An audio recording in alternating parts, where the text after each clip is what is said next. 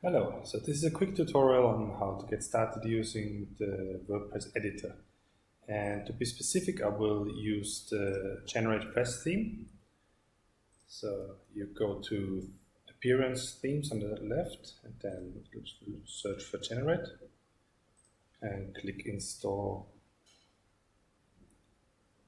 Ideally you do that on an empty WordPress installation. So then we have the theme installed. Why I do that is because with the theme installed, you have a lot more choices on the right-hand side. Whereas if we switch back to another theme, to the old theme, then it looks a lot more empty. So you have a lot less here to play with. And in addition to that, we also install a plugin called GenerateBlocks, which will add a couple of blocks to the editor. It's free for the basic version. Ideally, you get the pro version.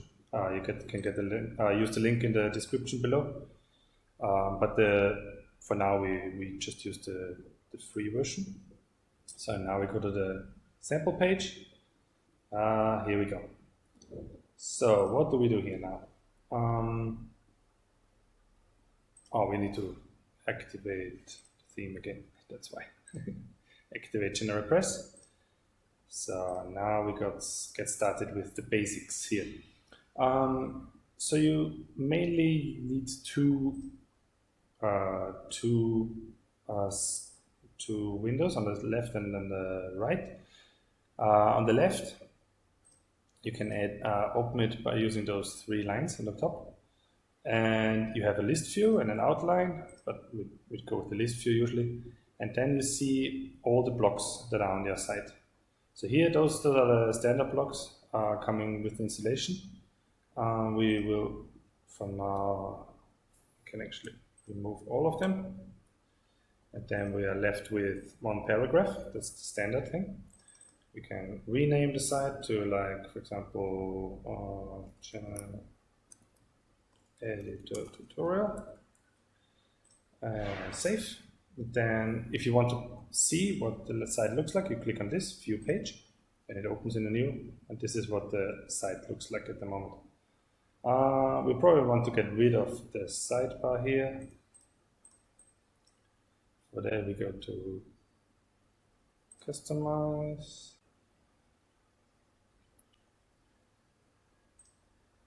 Go to layout, sidebars, and no sidebars, no sidebars, no sidebars, publish. Perfect. So now if we look at the page, it looks like this. Okay. So we go to our page, that's the page. Okay, so now what can we do? If you click on the plus, you can see all the, and browse all, you can actually see all of the blocks that are available. But I would generally say you only go for the GenerateBlocks, for the blue ones, because they have a lot more styling capabilities than the standard blocks.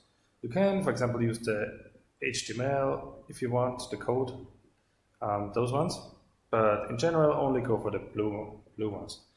So, for example, if you look for headline, there are now two. There's like the headline from GenerateBlocks and the headline from the standard editor. So usually go with the blue one. But to start with, we want to go with container, because container is the most important one to get started, I think. So for the page itself, you can either, so for the first maybe do it like this, go to here. For the container, we set, go to the block, and then styling, and we set the background. Or background color, let's use blue. And we do spacing. Top, we have 80, bottom 80, just to see it. So when we then go to our page, we can see the editor the container we added.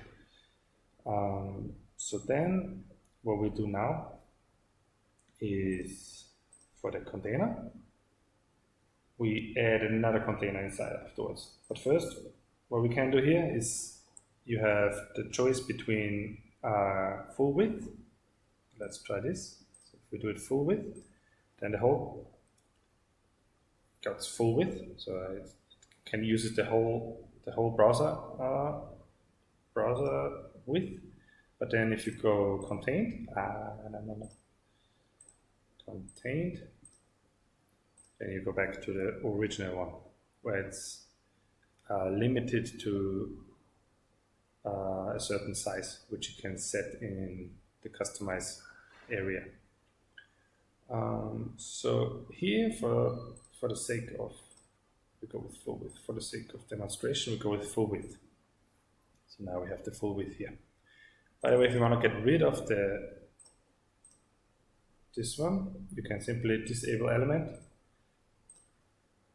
Then you will see that the header disappears. Now we only have this. So here, what we want to do maybe is add another container inside. And instead of like adding a container here, we click on this one. What this will do is add an inner container with the size of the contained container we saw before. For this container, what we do is we go again to the styling. Oh, this one here. Add spacing. For the space, you see, like to make it centered, it's already at auto here, and the sizing is the max size is set to be the size of the inner container width. So here what we also do is like maybe 40 on top, 40 on bottom, and then set another background color. Let's use gray. I click save. When we go and renew here, we have now a container outside and a container inside. However, if we look at it on mobile, which we can do like this. On mobile, you see like there's no gap on the side. So it's only once the screen size goes over the width of this one, then on the side you will see a gap. So let's add a header. Headline. For the first headline, you want to use H1, and then we simply call it editor tutorial. Maybe you want to change the color. So if you want to change the color or do anything with styling, we can do it here. Make it white. Then, if you want to add another line or another block, you simply click Enter. And click on new, then we want text. For the text, we also make it white. And simply type a little bit. And click save. And when we go here, we see the text and the headline. So if we want to add another container below this part, then we simply click here on those three and add after. Then it will jump to the bottom here. Here we do it the same again. We click container and maybe add an image. So for the container, we set the size to, for example, 500 pixel. And go here, click here, and then pick an image.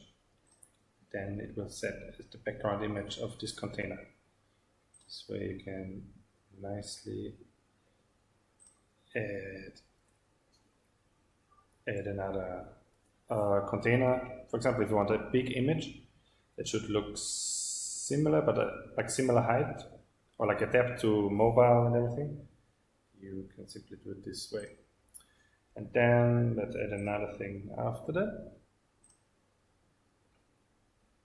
again, we use a container and add a container here, so the inner container. And then let's see what else is the image, of course. Image works very similar to this one here, with the difference that it really adds the image as a whole. So if we go back to the container and set a padding around here, spacing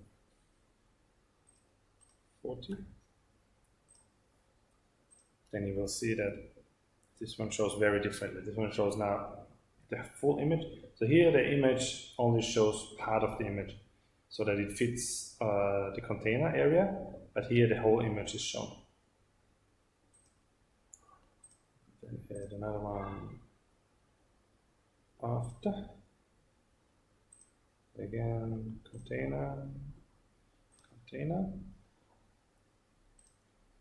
Let's see what else is left. A grid, maybe. That's the last one to show, really. So with the grid, what you can do is you add columns, which is very handy. Comes in very handy. So you can pick whatever columns you like. Let's go with 3 here, maybe. And then add, ideally always add 1 container to each column, just for styling purposes, and then add text, 1, again container, add text, 2, container, text, 3, save.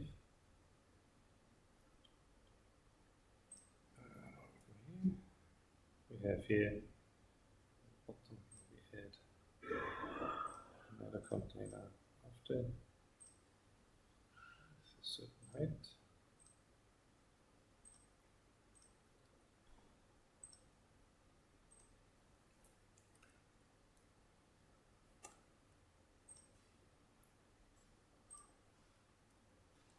Yes, then you can see the columns 1, 2, 3. And then when you go to mobile, then you can actually see that the columns, they're not shown as columns anymore because space would not be enough, but they turn into rows. That's automatically done. How to do that in more detail, I will explain in the next video. So what else is there for basics? So if you go back to page, so sidebar layout, you can show the sidebar, you can hide the sidebar. Footer, again, you will rarely need that, I think. Here, those areas. So you can see if you can set the published or scheduled, like if the page is available or not. Published is everybody can see it. Private is only certain people can see it if you're logged in. Scheduled is will be published in a certain date. Draft is usually when you edit it. Then here Slack is the URL that will be shown. So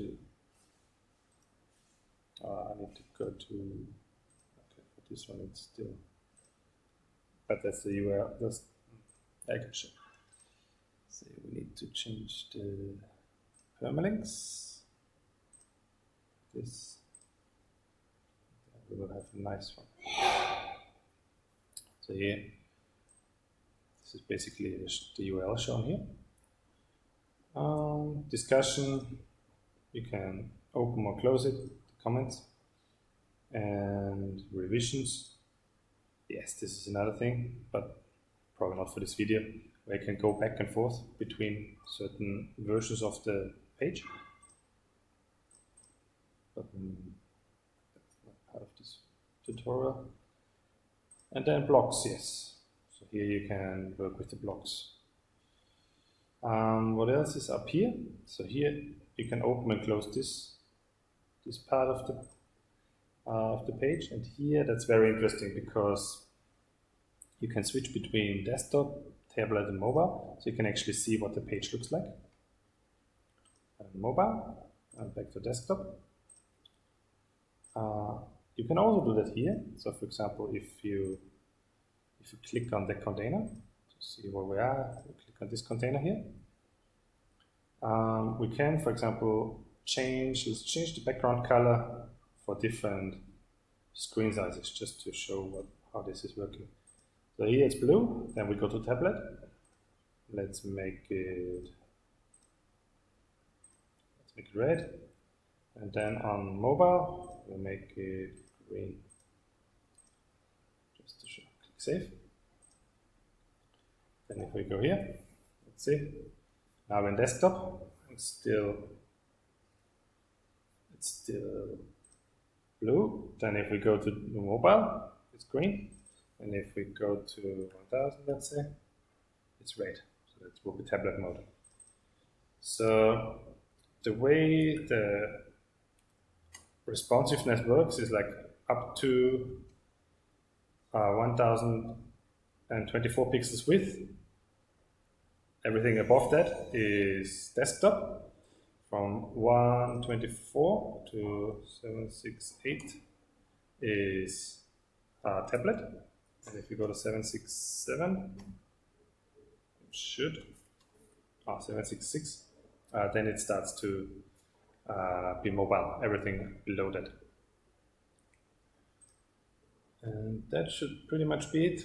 There are some more details you can go into. We will go into that in the next one. But for now, I think those are the basics for how to work with the editor.